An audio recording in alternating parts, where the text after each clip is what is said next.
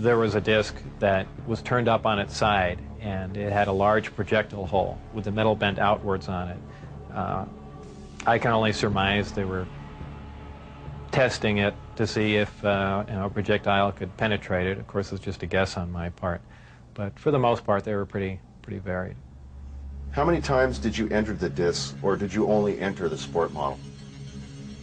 I only entered the sport model. The other ones I wasn't allowed to loiter around, to go near, really even to look at. I just, at one point, walking through the hangar doors, all the bay doors between all the hangars were open, and I got a glimpse all the way down, of the whole corridor. But that was the only time it was ever open. Tell us about the lower level of the craft, where the gravity generators are located. The lower level of the craft, the floor itself is hexagonal, little hexagonal squares, and the hatch, or if you want to call it a hatch, the access way to get in there, is an ingenious little assembly. It's a honeycomb structure, and if you put your fingers in one end of the honeycomb and push, all the honeycombs will collapse in on each other, making a hole. It's kind of a neat doorway, something that we could, use. I don't know what for, but I mean, it's something that I haven't seen before, and it's kind of a novel idea, but a very efficient, lightweight, very strong access way. I had to hang upside down in there to see the lower level, essentially, and there were 3 large gravity amplifiers. These devices looked like about a 2-foot diameter, 4-foot long piece of pipe hanging by a smaller piece of pipe from the level above, and they can be independently positioned, and that's what emits the gravitational waves that propel the craft. The second level was the only other level that I was on. It was the main level that contained the reactor, where the seating was, the gravity amplifiers themselves, though we also called the devices that hung down on the lower level the gravity amplifiers, because they were really one and the same. They were probably the wave guides or horns, if you want to relate that to microwaves. And really, that's about it. That's all that was on that level. So it's assumed this was not made for a human pilot. It would be extremely inconvenient for a human pilot. Humans really can't even function in there because of the ceiling clearance. The seats were so tiny. It was obviously made for a creature much smaller than a human. How does the craft achieve lift? It produces a gravity wave, which is similar to the gravity wave that the Earth produces. However, the craft phase shifts the wave. In other words, it turns the wave not really in an opposite polarity, but something to that effect, where it will work against the natural gravity wave of the Earth, and it produces a lift in that effect. Is there any internal protection for the crew? Does the craft generate a gravitational field inside the craft itself? Well, the craft generates its own gravitational field. Being inside that field essentially doesn't shield you, but essentially you're in, and this is a terrible way to say it, almost in a different realm, because you're now influenced only by that gravitational field. For instance, people wonder how a craft like this can make a turn at such high speed, a 90-degree turn, when they would imagine people slamming up against the wall or something to that effect. Well, that really wouldn't happen. Inertia would have no effect. You're in a distortion, and don't forget that gravity distorts time and space, so really nothing is going to influence you while you're in there. Describe the gravity amplifiers for us and some of their different operating configurations. There are 3 amplifiers.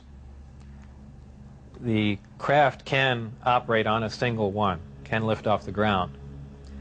The way in which it's propelled are 2 different ways. There's what they call Omicron configuration, where the craft is using one generator, or a Delta configuration, where it's utilizing all 3. Delta configuration would be for space travel. Essentially, the craft will tilt up on its side, as opposed to a science fiction movie where you see a flying saucer moving around. The craft will tilt up on its side, focus the 3 gravity generators to a single point, and move through space that way. Moving around the source of gravity is a problem to a disk because it's interference, essentially. So what they do is they work with that interference to their benefit. They'll use 1 gravity generator to lift the craft off the ground.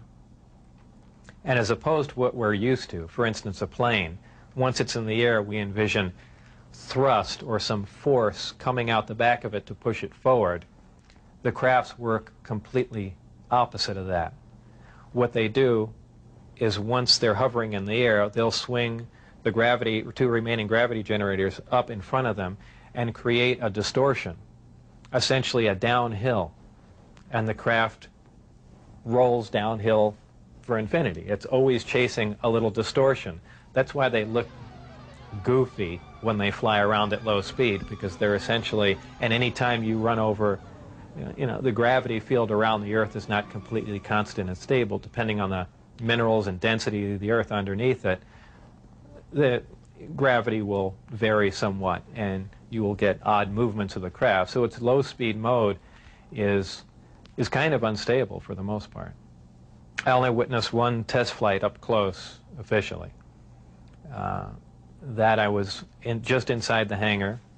The test was going off probably, just as the sun was going down, and it was a low-performance test. I believe there were some pilots or test pilots in the craft. The craft must have been retrofitted to fit them, because the seating arrangements were really not accommodating. They were in radio communication with the craft, which is kind of surprising to me, because the gravity waves that the craft was producing should have distorted the radio waves also. So apparently there's something there that I don't understand. The craft lifted off the ground, virtually noiseless, other than a small corona discharge on the bottom of the craft, indicating the presence of high voltage. That dissipated at about 30 feet, and it stood there completely silently, and moved over to the left and to the right and sat back down. That was the entire test. However, that was an extremely impressive test. Maybe to someone that really knows little about science or anything, that wouldn't be a whole lot, but you have to realize this craft was about 52 feet in diameter. I don't know exactly how much it weighed, but it weighed a lot. And this was quite a scientific feat, to lift something completely silently, under control, and perform a maneuver like that. The craft itself was, I assume it was metal. It was cold to the touch, that's why I say it was metal, but it was a brushed aluminum, actually just an unfinished stainless steel, not shiny finish to it. Had no seams. It was as if it was injection molded from one giant die. I was completely amazed. I can't really reflect on how it made me feel, but that was exciting. When you're on the outside, you pretty much think, how could they keep something like this secret? It's a crime against science, it's a crime against the people and all that, but your feelings change once you're privy to the information. Once I was inside, there was kind of a bit of selfishness, it's, well, I know about it now, this is great, we should keep it secret just so we all know about it, and that really does go through your mind, though after a while it wears off, but you felt privileged to be privy to the information. How would you define gravity? Could you describe in layman's terms its basic principles for us? Gravity is something difficult to explain because it's something that we essentially don't understand. It's just something that we can observe. Not much is really known about gravity. There are many theories about it, but they are just mainly theories. There's theories of gravitons, which allege that these are these subatomic particles that act like an attractive force like gravity that exchange between two pieces of matter. There is also a theory that gravity is a form of wave, an electromagnetic wave. But basically, gravity is a force. It's